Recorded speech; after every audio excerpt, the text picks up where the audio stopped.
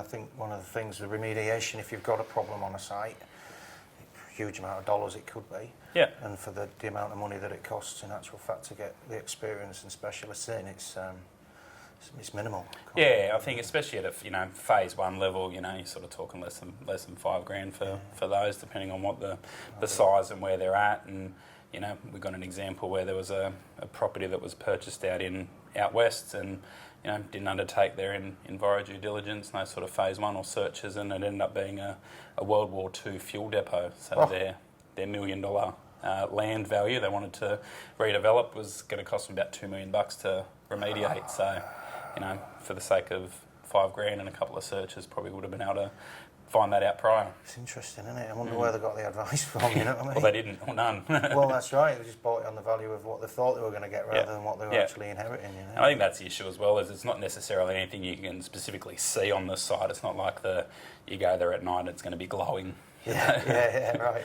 So, because most of the issues we're talking about are sort of underground, we as consultants are sort of relying on, historical searches, aerial photos of what may have happened at the site previously, things like government databases, contaminant registers, dangerous goods searches as well for what may have been. So is it reasonably good data that you can get your hands on? Yeah, it's not too bad. I think it's getting better as the years sort of get on, and sometimes there's gaps in that data based on records and what was available from property owners. But we use that as well as a conjunction of understanding sort of what's happening around the site as well. I think that's an interesting one, is that it may not have been what's happened on your site, but you've got a petrol station next door to you, and being downgrading of that may cause a risk for you from a soil contamination or a groundwater contamination as well. So so it's not just around that, and like I said, there is a few things we can look for as part of the site inspection, bowsers, vents, things like that. Give it away a little bit. It might give an idea that potentially there was a tank of some description on the site that may have caused some issues. So you guys do that initial review, that desktop, quick wander through. Yeah. And then with the testing piece, what do you actually do? I mean, you might take a sample of a distribution board, I guess, or a piece of construction.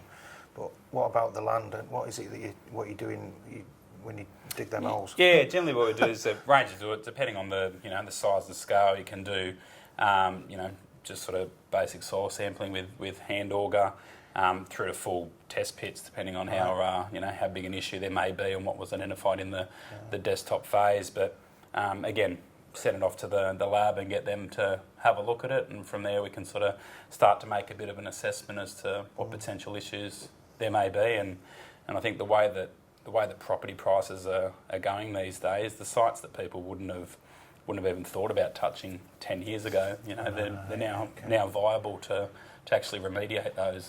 I think a lot of some of your ones, property owners are a bit more on that less risk averse end of the spectrum, are willing to get in there, understand it, and have a bit of a go at it. Right. So the word is, if you're doing anything around development, or make sure you know what you're dealing with, and it gives you reduce the risk. Yeah.